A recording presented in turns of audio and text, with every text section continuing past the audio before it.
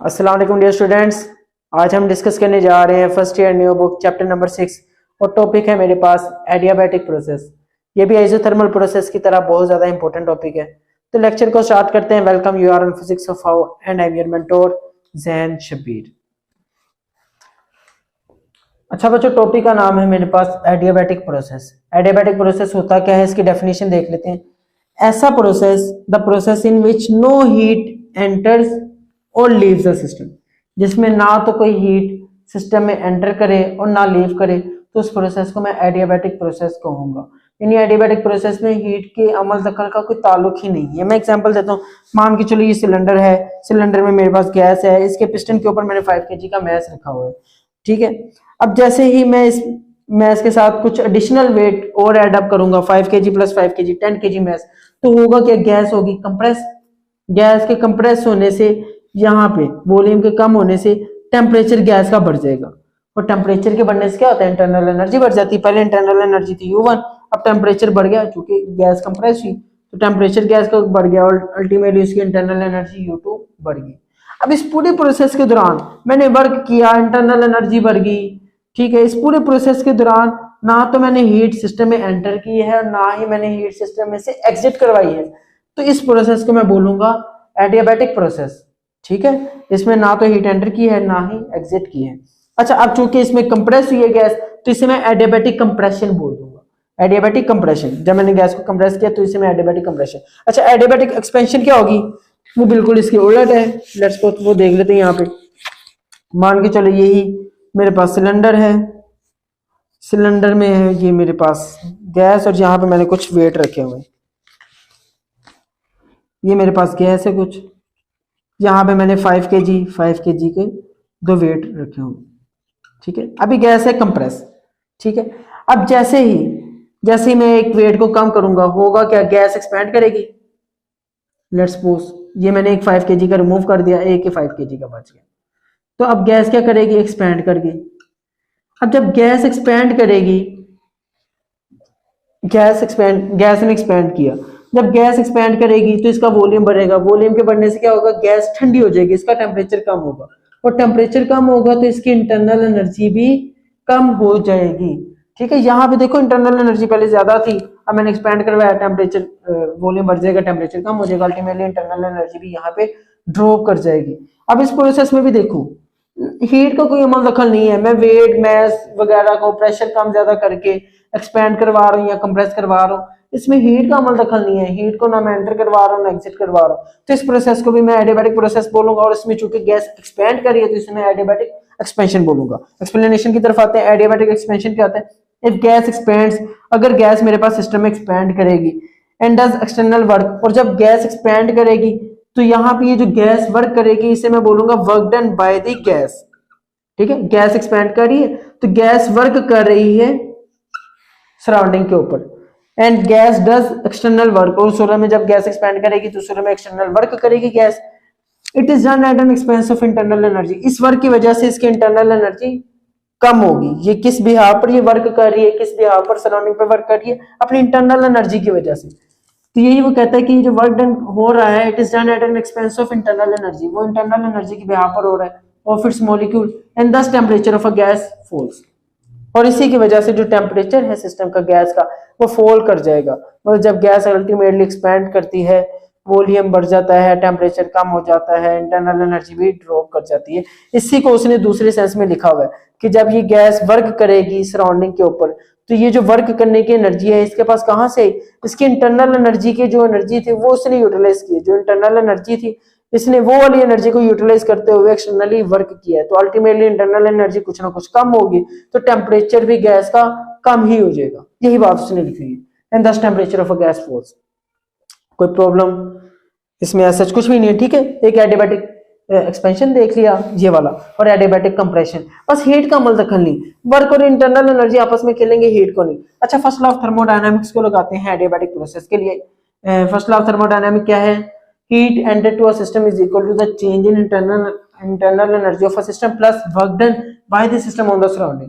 यही बात है फर्स्ट लॉ ऑफ थर्मोडायनामिक्स कि लेट्स सपोज अगर मैं हीट को एंटर करवाता हूँ, उससे इंटरनल एनर्जी सिस्टम की बढ़ेगी, और साथ ही साथ ये जो मेरे पास सिस्टम है ये वर्क करेगा by the system on the surrounding. ये जो मेरे पास सिस्टम है ये वर्क करेगा ऑन द सराउंडिंग, ठीक है। गैस एक्सपैंड होगी, बाहर की तरफ जाएगा, तो यहाँ पे मैं कहता हूँ ये मेरे सिस्टम ने वर्क किया सराउंडिंग के ऊपर, work done by the system on the surrounding. अब चूंकि एडियाबैटिक प्रोसेस में हीट एंटर और एग्जिट का कोई कॉन्सेप्ट ही नहीं है, तो हीट को मैं zero, heat should be zero, तो क्यू की जगह मैं जीरो पुट कर दूंगा, is equal to change in internal energy plus W. तो यहाँ से मेरे पास चेंज इन इंटरनल एनर्जी जब इधर आएगा तो नेगेटिव साइन इसके साथ इंट्रोड्यूस हो जाएगा, तो W will be equal to minus change in internal energy. ये है मेरे पास एडियाबैटिक एक्सपेंशन, ये वाले प्रोसेस को मैं डिस्कस कर रहा हूँ, एडियाबैटिक एक्सपेंशन। तो यहाँ पे ये है मेरे पास डब्ल्यू पॉजिटिव है, और डब्ल्यू पॉजिटिव का क्या मतलब होता है, work done by the system on the surrounding. मेरा सिस्टम एक्सपैंड हुआ है और उसने वर्क किया सराउंडिंग के ऊपर, तो यहाँ पे लिखा हुआ है W is equal to work done by gas, gas ही मेरे पास सिस्टम है, तो ये डब्ल्यू मेरे पास क्या है, वर्क डन बाय सिस्टम, जो मेरे पास सिस्टम ने वर्क किया है एक्सपेंशन की वजह से। और डेल्टा यू मेरे पास क्या है, चेंज इन इंटरनल एनर्जी। और यहाँ पे ये जो नेगेटिव साइन है ये क्या बता रहा है, negative sign with internal energy, internal energy के साथ जो नेगेटिव साइन है वो क्या बताता है, शोज इट इज डिक्रीजिंग। तो ये जो नेगेटिव साइन है इंटरनल एनर्जी के साथ ये बता रहा है कि जो इंटरनल एनर्जी है वो चेंज तो हो रही है लेकिन डिक्रीजिंग ट्रेंड में, ठीक है। पहले इंटरनल एनर्जी ज्यादा थी, इस केस में ज्यादा थी इंटरनल एनर्जी, जब गैस एक्सपैंड हुई और इसने वर्क किया गैस ने ऑन द सराउंडिंग पे, तो उस में जो इंटरनल एनर्जी है वो चेंज तो हुई लेकिन डिक्रीजिंग ट्रेंड में, ठीक है, एक्सपेंशन में। अब एडियाबैटिक कंप्रेशन में क्या होगा, for adiabatic compression first law of thermodynamics, adiabatic compression में क्या होगा, एडियाबैटिक कंप्रेशन में मैं दोबारा एक और वेट रखूंगा, ये कंप्रेस करेगा, तो यहाँ पे मैंने वर्क किया ऑन दी सिस्टम पर, तो सूर्य में जो इंटरनल एनर्जी है वो इंक्रीज करेगी, देख रहे हो वॉल्यूम ज्यादा है, मैं कंप्रेस करूंगा, मैंने वर्क किया सिस्टम के ऊपर, तो उससे जो गैस है वो मेरे पास कंप्रेस हो जाएगी और इसकी इंटरनल एनर्जी वहां पे बढ़ेगी। बस सिंपल यहाँ पे क्या है, एडियाबैटिक कंप्रेशन के लिए मैं फर्स्ट लॉ ऑफ थर्मोडायनामिक्स लगाऊंगा, बस साइंस को चेंज कर दूंगा, ये नेगेटिव को मैं इधर ले आऊंगा। अब नेगेटिव आ गया डब्ल्यू के साथ और डेल्टा यू आ गया एज इट इज। अच्छा, नेगेटिव डब्ल्यू मेरे पास क्या बता रहा है, work done on the gas. Adiabatic compression में मैं वर्क करता हूँ on the gas, on the system पे वर्क करूंगा, गैस एक्सपैंड थी, ऑन द सिस्टम पे वर्क करूंगा। और यहाँ पे ये जो चेंज इन इंटरनल एनर्जी है डेल्टा यू मेरे पास रिप्रेजेंट कर रहा है, और पॉजिटिव साइन का यही मतलब है कि यहाँ पे जो इंटरनल एनर्जी है वो डिक्रीज कर रही है, डेल्टा यू के साथ कोई नेगेटिव नहीं है, मतलब पॉजिटिव है। तो जब मैं वर्क करूंगा ऑन दी गैस पे, ऑन दी सिस्टम पे, तो नेगेटिव डब्ल्यू आएगा क्योंकि मैंने ऑन दी सिस्टम पे वर्क किया, और उसकी वजह से जो इंटरनल एनर्जी थी पहले U1 थी, वॉल्यूम कम होगा, टेम्परेचर बढ़ जाएगा, तो इंटरनल एनर्जी भी बढ़ जाएगी। डेल्टा यू मेरे पास है चेंज इन इंटरनल एनर्जी। अच्छा, अब बाकी चीजें जो है वो नेक्स्ट व्हाइट बोर्ड पे डिस्कस करते हैं, जिसमें मेरे पास एग्जांपल है और फिर कंडीशन फॉर एडियाबैटिक प्रोसेस, इन सारी चीजों को नोट डाउन कर लो। अच्छा, एडियाबैटिक प्रोसेस के आप एग्जांपल देखते हैं। एडियाबैटिक प्रोसेस में हम चाहते हैं कि ना तो सिस्टम में हीट एंटर करे ना एग्जिट करे, ऐसा प्रोसेस जिसमें ना सिस्टम में हीट एंटर करे ना ही एग्जिट करे, तो उस प्रोसेस को हम एडियाबैटिक प्रोसेस कह देते हैं। और एडियाबैटिक प्रोसेस की एग्जांपल क्या होगी, rapid escape of air from a burst tyre. अगर ये मेरे पास एक टायर है, जब वो बस्ट करता है तो अगर उसमें से एयर बड़ी ज्यादा स्पीड से बाहर निकले, तो वो जो गैस एक्सपैंड करेगी, जो टायर से बाहर निकल के गैस एक्सपैंड करेगी, तो वो जो प्रोसेस है उसे मैं एडियाबैटिक प्रोसेस बोलूंगा। देखो कैसे, मान के चलो ये टायर है, इसने किया बस्ट, यहाँ से गैस जो से बड़ी स्पीड से बाहर निकली। अब गैस इतनी ज्यादा स्पीड से बाहर निकली कि जो हीट एक्सचेंज का जो टाइम था वो ही नहीं मिल पाया, एक्सटर्नल से बाहर से जो हीट एक्सचेंज होनी थी वो उसके लिए इतना टाइम ही अवेलेबल नहीं हुआ कि बड़ी स्पीड से चूंकि गैस निकली, तो ये गैस बाहर बड़ी स्पीड से निकलेगी और ये एक्सपैंड कर देगी बाहर जाके। तो यहाँ पे जो गैस है इसे प्रॉपर टाइम ही नहीं मिल पाया हीट एक्सचेंज का, तो ये जो एक्सपेंशन है गैस की, ये जो एक्सपेंशन हुई है गैस की, इसे मैं बोलूंगा ये है एडियाबैटिक प्रोसेस। और चूंकि यहाँ पे एक्सपेंशन हुई है तो यहाँ पे ये वाला मैं इक्वेशन लगा सकता हूँ, W equals minus delta U. Expansion के लिए ये वाली चलती है इक्वेशन, और कंप्रेशन के लिए माइनस साइन बस सिंपली क्या हो जाता है, रिप्लेस। अच्छा, अब इसके दूसरे एग्जांपल देखते हैं, क्लाउड फॉर्मेशन इन एटमॉस्फेयर। एटमॉस्फेयर में जो क्लाउड फॉर्मेशन होती है, क्लाउड जो बनते हैं, वो भी बेसिकली एडियाबैटिक प्रोसेस होता है। अच्छा, तुम लोगों को पता है कि फ्लूइड में जैसे जैसे तुम लोग डेप्थ में जाते जाते हो, है ना, पानी है, जैसे जैसे तुम लोग डेप्थ में जाते जाते हो वैसे वैसे प्रेशर बढ़ता जाता है, पढ़ा हुआ है हमने चैप्टर नंबर 5 में। तो डेप्थ में जाने से क्या होगा, प्रेशर बढ़ेगा। सेम ऐसे ये हवा का समुंदर है, और जैसे जैसे तुम लोग डेप्थ में जाओगे प्रेशर बढ़ेगा। तो जमीन के पास जो एटमॉस्फेरिक प्रेशर है वो ज्यादा होता है, ऊपर एटमॉस्फेरिक प्रेशर कम होता है। जब इवेपोराइजेशन होती है, वेपर फॉर्म करते हैं, तो वो हाई प्रेशर से लो प्रेशर की तरफ जा रहे होते हैं। वो राइज कर रहे होते हैं एटमॉस्फेयर में, और जैसे ही वो लो प्रेशर में पहुंचते हैं तो वो सडनली एक्सपैंड करते हैं। लो प्रेशर में पहुंच के, इतना ज्यादा प्रेशर ही नहीं था तो प्रेशर कम होगा, बोइजला भी यही कहता है एक टाइप से प्रेशर कम होने से जो है वो वॉल्यूम बढ़ेगा। तो प्रेशर यहाँ पे बहुत ज्यादा कम था तो वो सडनली एक्सपैंड करते हैं, इतनी सडनली एक्सपैंड करते हैं कि जो हीट एक्सचेंज का जो अगेन टाइम रिक्वायर्ड होता है कि हीट प्रॉपर्ली एक्सचेंज हो पाए, तो वो टाइम ही नहीं मिलता। तो अब चूंकि ना तो हीट एंटर और एग्जिट वाला सिस्टम नहीं है यहाँ पे, तो इसे मैं एडियाबैटिक प्रोसेस बोलूंगा। अच्छा, जो वाटर वेपर्स है वो राइज क्यों करते हैं? तो वेरी सिंपल इसकी एक्सप्लेनेशन है कि जो वाटर का मोलर मास होता है वो मेरे पास गैस में कंपैरिजन करेंगे ना, वाटर का मोलर मास होता है वो होता है 18, है ना, 2 हाइड्रोजन का 16 इसका ऑक्सीजन का। जबकि जो एयर है स्टैंडर्ड एयर, उसका मोलर मास अप्रोक्सीमेटली 28-29 होता है। ठीक है, अब चूंकि जो है वो एयर का मोलर मास कम है एयर की बनिस्बत, तो क्या होता है जो लोअर डेंसिटी चीजें होती हैं वो ऊपर होती हैं फ्लूइड में, और जो हायर डेंसिटी चीजें होती हैं वो नीचे होती हैं। इसी वजह से जो वेपर्स हैं वो राइज कर जाते हैं इन एन एटमॉस्फेयर।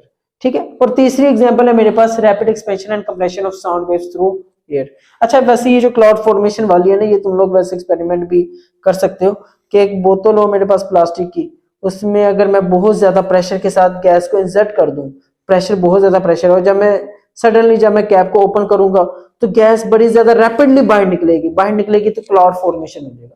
ठीक है, ये भी हो सकता है। अच्छा, तीसरी एग्जांपल है rapid expansion and compression of sound waves through air.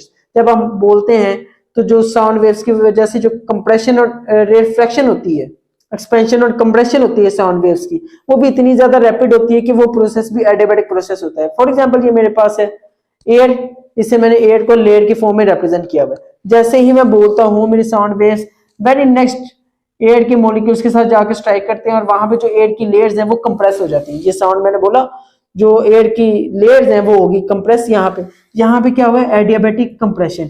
जब कंप्रेशन होगा यहाँ पे टेम्परेचर बढ़ जाएगा। अब क्या, अगर तो यहाँ पे से प्रॉपर टाइम मिलता तो ये टेम्परेचर एक्सचेंज कर देता अपने एनवायरनमेंट के साथ, सराउंडिंग के साथ जो है वो टेम्परेचर एक्सचेंज कर देता, हीट जो है वो एग्जिट कर जाती यहाँ से। लेकिन ये कंप्रेशन और एक्सपेंशन इतनी ज्यादा रैपिड होती है कि इसे टाइम ही नहीं मिलता। यहाँ पे ये जो हीट एक्सचेंज का टाइम है, जो यहाँ पे टेम्परेचर बढ़ा है, इसे कंपनसेट करने का टाइम ही नहीं मिलता। अब क्या होगा, फौरन से ये कंप्रेशन आगे चली जाएगी और पीछे लाजमी बात है साउंड वेव्स यहाँ से खत्म हो जाएगी, तो यहाँ पे ये जो गैस है यहाँ पे एक्सपेंड कर जाएगी पीछे, जबकि कंप्रेशन आगे ट्रांसफर हो जाएगी।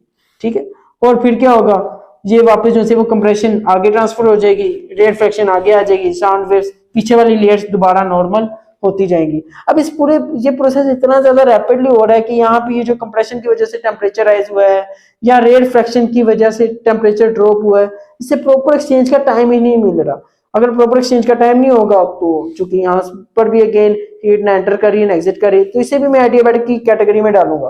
तो यहाँ पे भी एडियाबैटिक प्रोसेस हुआ है। ये मेरे पास रेयरफेक्शन है, ये मेरे पास कंप्रेशन है। जहां पे कंप्रेस हो रही हो तो वहां पे ये वाली इक्वेशन लगेगी -W के साथ, और जहां पे एक्सपेंशन हो रही हो तो वहां पे ये वाली इक्वेशन लगेगी। अच्छा, एडियाबैटिक की कंडीशन क्या है? तो एडियाबैटिक प्रोसेस यूजुअली अकर वेरी रैपिडली। तो जो एडियाबैटिक प्रोसेस आमतौर पे होते हैं वो बहुत ज्यादा रैपिड होते हैं, बहुत ज्यादा तेज हो, क्योंकि हीट एक्सचेंज हम चाहते नहीं है। ठीक है, अब यहाँ पे इक्वेशन क्या होगी एडियाबैटिक प्रोसेस की? Since the temperature of a system does not remain constant for adiabatic process. अब एडियाबैटिक प्रोसेस में क्या होता है, कंप्रेशन जब होती है टेम्परेचर बढ़ जाता है, रेयरफेक्शन जब होती है टेम्परेचर कम हो जाता है। अब टेम्परेचर यहाँ पे कांस्टेंट नहीं रहता है एडियाबैटिक प्रोसेस में। So the equation of adiabatic process, तो एडियाबैटिक प्रोसेस की कंडीशन में जो हम इक्वेशन लगाएंगे वो PV raise power gamma equals constant, volume के ऊपर गैमा भी है। ठीक है, अगर टेम्परेचर कांस्टेंट रहता तो वहां पे हम बोयलेस लॉ लगा देते PV इक्वल्स कांस्टेंट, लेकिन यहाँ पे टेम्परेचर कांस्टेंट नहीं है, तो यहाँ पे PV raise power gamma equals constant. अब गैमा मेरे पास क्या है, ये है बेसिकली मेरे पास molar specific heat at constant pressure divided by molar specific heat at constant volume. इसे मैं एक्सप्लेन करता हूं अभी थोड़ी देर बाद, लेकिन बहरहाल इसे यहाँ पे देखो गैमा मेरे पास क्या है, CP/CV। अच्छा, अब मैं इसके ग्राफ की बात करूं, PV डायग्राम अगर मैं बनाऊं, तो जो आइसोथर्मल प्रोसेस थी उसकी जो कर्व थी वो इस तरह थी, लेकिन जो एडियाबैटिक की जो कर्व है, ये ब्लू में तुम लोग देख रहे हो, एडियाबैटिक प्रोसेस की जो कर्व है वो ज्यादा डाउनवर्ड है as compared to isothermal process. तो इसमें ऐसा क्या होता है, वो वेरी ऑब्वियस है, तुम लोगों को पता है कि जो आइसोथर्मल प्रोसेस है उसमें टेम्परेचर कांस्टेंट रहता था। टेम्परेचर कांस्टेंट रहने से सिंपली क्या होता था, अगर वॉल्यूम बढ़ता था तो प्रेशर कम होता है। लेकिन यहाँ पे क्या होता है, जब गैस एक्सपैंड करती है, गैस एक्सपेंड करती है उसका गैस एक्सपेंड करने से क्या होता है, प्रेशर कम होता है। और जब गैस एक्सपेंड करती है उसका टेम्परेचर भी कम हो जाता है। तुम लोग पता है जब गैस एक्सपेंड करती है उसका टेम्परेचर भी कम हो जाता है, जब टेम्परेचर कम होता है प्रेशर और ज्यादा कम हो जाता है। ये तीनों लगेंगे। वॉल्यूम जब गैस एक्सपेंड करती है वॉल्यूम बढ़ता है, प्रेशर कम होता है, लेकिन प्रेशर के कम होने से गैस के एक्सपेंड करने से टेम्परेचर भी तो कम हो रहा होता है। तो टेम्परेचर जब कम हो, यहाँ पे टेम्परेचर प्रेशर का डायरेक्ट रिलेशन है, तो टेम्परेचर कम होगा तो प्रेशर और ज्यादा कम हो जाएगा। तो ये जो कर्व है ये रिलेटिवली ज्यादा नीचे चली जाती है, ठीक है, कर्व ज्यादा डाउनवर्ड हो जाती है। अच्छा बहरहाल अब मैं आता हूँ गैमा की तरफ। तो यहाँ पे ये जो कर्व है जो एडियाबैटिक प्रोसेस को बताती है इसे मैं एडियाबैट कहता हूँ। एडियाबैट क्या है, the curve representing adiabatic process is known as adiabat. ऐसी कर्व जो कि एडियाबैटिक प्रोसेस को रिप्रेजेंट कर रही हो उसे मैं एडियाबैट बोलूंगा। ये है मेरे पास एडियाबैट। और जो आइसोथर्मल प्रोसेस को रिप्रेजेंट कर रही हो उसे मैं आइसोथर्म बोलता हूँ। अच्छा मैं आता हूँ ये molar specific heat at constant pressure and molar specific heat at constant volume. अच्छा बच्चों वहां पे हो गया मेरा टॉपिक एंड अब यहाँ पे कुछ इंट्यूशन साइड है, बस अंडरस्टैंडिंग के लिए कुछ कॉन्सेप्ट है उसे डिस्कस करेंगे। स्पेसिफिक हीट कैपेसिटी, देखो स्पेसिफिक का जहां पे भी लफ्ज आ जाए तो स्पेसिफिक का मतलब होता है पर यूनिट मास या पर यूनिट वॉल्यूम या पर यूनिट मोल की मैं बात कर रहा हूँ, ठीक है, स्पेसिफिक का ये मतलब है। अच्छा लेट्स सपोज मेरे पास डेंसिटी है वो मेरे पास मास पर यूनिट वॉल्यूम है। अब मास पर यूनिट वॉल्यूम है तो इसे मैं जो डेंसिटी है इसे मैं स्पेसिफिक मास कह सकता हूँ, है ना। स्पेसिफिक का मतलब हो गया पर यूनिट वॉल्यूम, तो इसमें मास वॉल्यूम या मोल होते हैं पर यूनिट, तो इससे मैं डेंसिटी को स्पेसिफिक मास कह सकता हूँ, मतलब मास पर यूनिट वॉल्यूम। और यहाँ से अगर मैं वॉल्यूम की बात करूँ, वॉल्यूम मेरे पास यहाँ पे और ये मास इधर और ये डेंसिटी नीचे जाके डिवाइड, ठीक है। अगर मैं इसका इनवर्स लूँ, इसका इनवर्स लूँ 1/v, डेंसिटी ऊपर आ जाएगी, मास नीचे चल जाएगा। अब 1/v को मैं स्पेसिफिक मास कह सकता हूँ, स्पेसिफिक मास मतलब डेंसिटी पर यूनिट मास है तो इसे मैं स्पेसिफिक डेंसिटी कह सकता हूँ, specific density, density per unit mass, density per unit mass समझ। स्पेसिफिक का मतलब होता है per unit mass, per unit volume या पर यूनिट मोल्स की अगर कहीं पे बात हो रही हो तो उसे मैं स्पेसिफिक के वर्ड के साथ रिप्लेस कर देता हूँ। सेम ऐसी स्पेसिफिक हीट कैपेसिटी में क्या होता है, हीट जो हीट एनर्जी है, एक बॉडी को हीट अप करने कितनी हीट एनर्जी रिक्वायर्ड है उसे हीट अप करने के लिए, एक तो वो उसके मास पे डिपेंड करता है, दूसरा मुझे कितने टेम्परेचर तक हीट अप करना है। इन दोनों को मैं इकट्ठा करूं तो हीट एनर्जी मेरे पास मास और डेल्टा टी के बराबर होगा। तो यहाँ से मेरे पास हीट आ जाएगी सी एम डेल्टा टी। तो यहाँ से ये जो सी है ये मेरे पास आएगा क्यू एम डेल्टा टी। ये जो सी है इसे बोला जाता है स्पेसिफिक हीट कैपेसिटी। इसे डिफाइन कैसे किया जाता है, एक यूनिट मास का टेम्परेचर 1 केल्विन तक रेज करने के लिए मुझे जितनी हीट एनर्जी रिक्वायर्ड होगी उसी को बोला जाता है specific heat capacity. For example water की होती है 4 जूल पर केजी पर केल्विन, मतलब अगर मुझे वाटर का टेम्परेचर 1 केल्विन रेज करना है, 1 केजी मेरे पास वाटर है तो इतनी एनर्जी मेरे पास चाहिए होगी 4 जूल्स, ठीक है। और सेम ऐसे मोलर स्पेसिफिक हीट क्या आती है, यहाँ पे मोलर, क्योंकि वहां पे तो मोलर है ना गैमा में, मोलर स्पेसिफिक हीट, तो मोलर स्पेसिफिक हीट में पर यूनिट मोल आ जाता है। पर यूनिट मोल का टेम्परेचर 1 केल्विन तक रेज अप करने के लिए मुझे जितनी हीट रिक्वायर्ड वो है मोलर स्पेसिफिक हीट। अब molar specific heat at constant pressure का मतलब कांस्टेंट प्रेशर पे 1 मोल का टेम्परेचर 1 केल्विन रेज करने के लिए मुझे जितनी हीट रिक्वायर्ड है वो molar specific heat at constant pressure. और कांस्टेंट वॉल्यूम क्या होगा, कांस्टेंट वॉल्यूम में मुझे 1 मोल की टेम्परेचर 1 केल्विन रेज करने के लिए मुझे जितनी हीट एनर्जी रिक्वायर्ड होगी उससे मैं बोलूंगा molar specific heat at constant volume. Hope so ये गैमा का कांसेप्ट क्लियर हो गया होगा। अच्छा एक मेरे पास होता है लास्ट पे एमसीक्यूज के लिए बहुत ज्यादा इंपॉर्टेंट है, एक मेरे पास होता है आइसोबैरिक प्रोसेस, आइसोबैरिक प्रोसेस, एक मेरे पास होता है आइसोकोरिक प्रोसेस, ठीक है। आइसो का मतलब सेम और बैरिक का मतलब बार, बार किसका यूनिट है, प्रेशर का। तो ऐसा प्रोसेस जिसमें प्रेशर कांस्टेंट रहे, ऐसा प्रोसेस जिसमें सिस्टम का जो प्रेशर है वो कांस्टेंट रहे तो उसे मैं आइसोबैरिक प्रोसेस बोलूंगा। और इसके अगर मैं ग्राफ की बात करूं, पीवी डायग्राम, कांस्टेंट प्रेशर वाला ग्राफ, तो इसका ये हॉरिजॉन्टल स्ट्रेट लाइन वाला, मतलब प्रेशर नहीं चेंज होगा, वॉल्यूम चाहे कम ज्यादा होता रहे। तो ऐसा प्रोसेस जिसमें जो प्रेशर है सिस्टम का वो कांस्टेंट है तो उसे मैं आइसोबैरिक, बार जो है वो यूनिट है प्रेशर का। और आइसोकोरिक ऐसा प्रोसेस जिसमें जो वॉल्यूम है वो कांस्टेंट रहे। इसके मैं ग्राफ की बात करूं तो इस तरीके का ग्राफ बने, वॉल्यूम कांस्टेंट है, तो इससे मैं बोलूंगा आइसोकोरिक प्रोसेस। तो बच्चों ये था आज का लेक्चर, होप सो को तुम लोगों को पसंद आया होगा। इजाजत दो, अल्लाह हाफिज।